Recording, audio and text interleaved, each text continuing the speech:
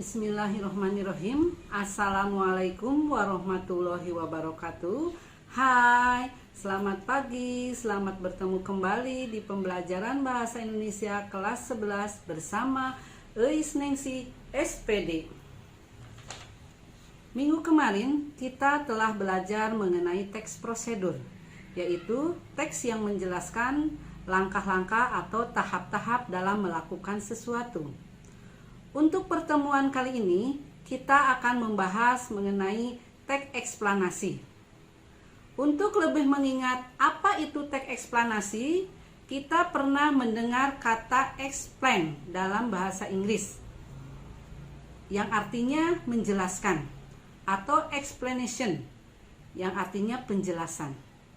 Dalam bahasa Indonesia yaitu eksplanasi, yang artinya menjelaskan. Untuk lebih jelasnya, marilah kita membahas mengenai apa itu teks eksplanasi.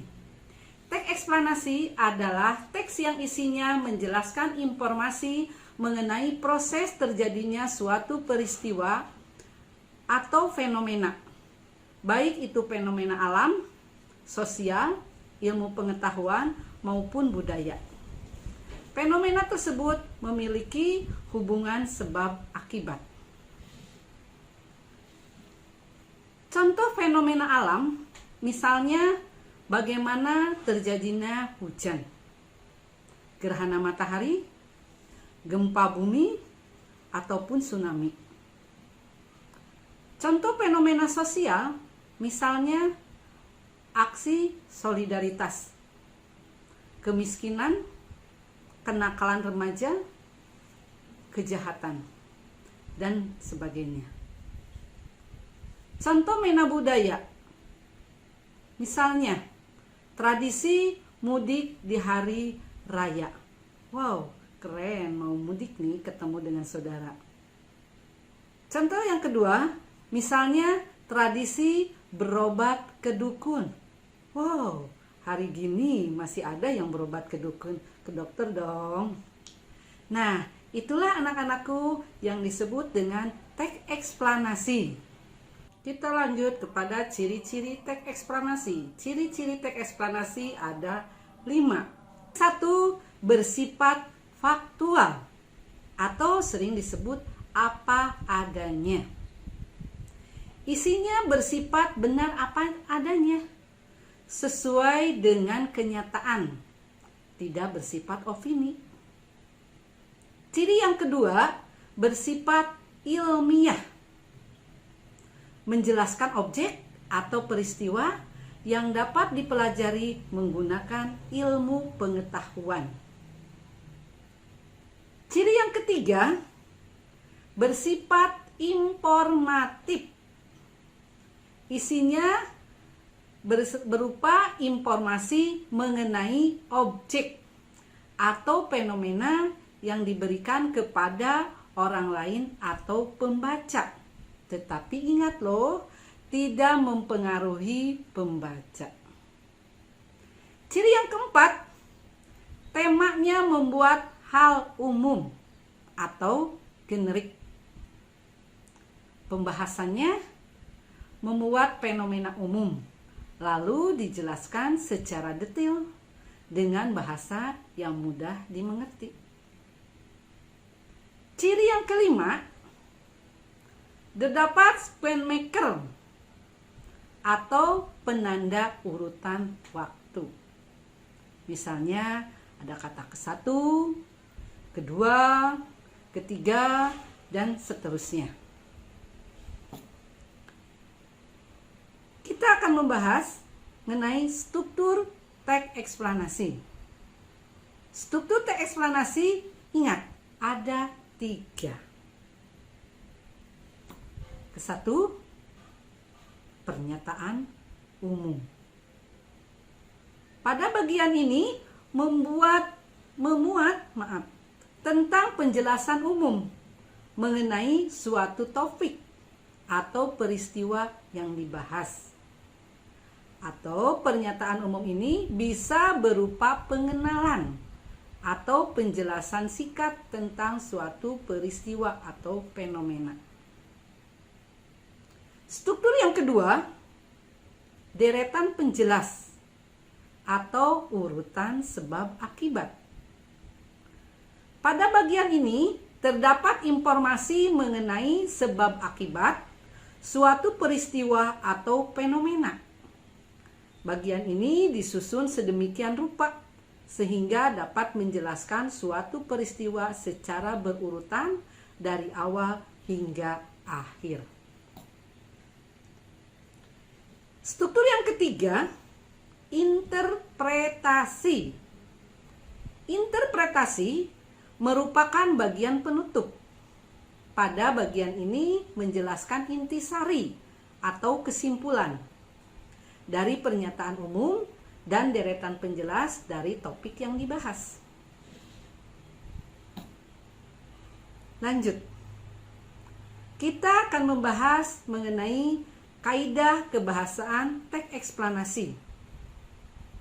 Kaidah kebahasaan teks eksplanasi yang pertama, pembahasan topik selalu fokus pada hal-hal yang bersifat umum atau generik. Tadi sudah disinggung ya di ciri-ciri teks eksplanasi. Kita akan bahas lebih lanjut. Misalnya, kita akan membuat teks eksplanasi tentang peristiwa alam tsunami. Kalau kita membuat teks eksplanasi tentang tsunami, ingat, yang dijelaskan dalam teks eksplanasi bukan tsunami yang terjadi di Pangandaran misalnya, atau tsunami yang terjadi di Aceh. Tetapi tsunami yang dijelaskan pada teks eksplanasi bersifat umum. Paham ya? Bukan tsunami yang terdapat di suatu daerah. Yang tadi Ibu jelaskan, misalnya di Aceh, di Pangandaran, bukan yang itu, tetapi harus bersifat umum.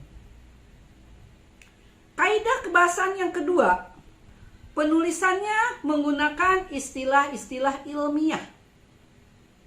Misalnya, dalam tsunami atau dalam gempa bumi ada kata skala liter, ya.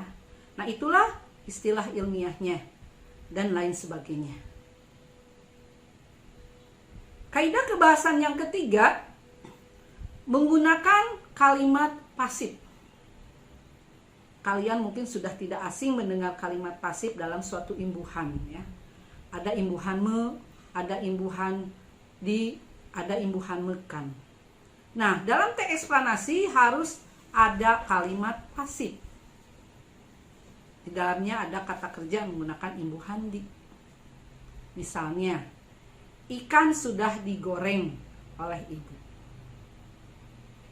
Kaidah kebahasaan yang keempat, penulisannya memakai verba material dan verba relasional.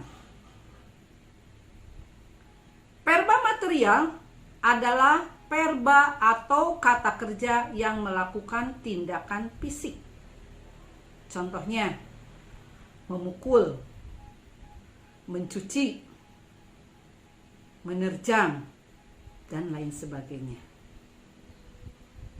Verba relasional adalah verba atau kata kerja yang berfungsi sebagai penghubung di dalam kalimat atau menghubungkan subjek dan pelengkap. Contohnya, Sari merupakan siswa tercantik di kelasnya. Mana kata relasionalnya? Yaitu kata merupakan, yang menghubungkan antara Sari dan siswa tercantik di kelasnya. Kaidah kebahasaan yang kelima, menggunakan konjungsi kausal dan waktu. Konjungsi kausal adalah konjungsi sebab akibat. Misalnya, oleh karena itu, karena, sebab, dan lain-lain. Sedangkan konjungsi waktu, contohnya kemudian, lalu, dan sebagainya. Sekian, terima kasih. Itulah mengenai teks eksplanasi. Wassalamualaikum warahmatullahi wabarakatuh. Selamat belajar. Dah.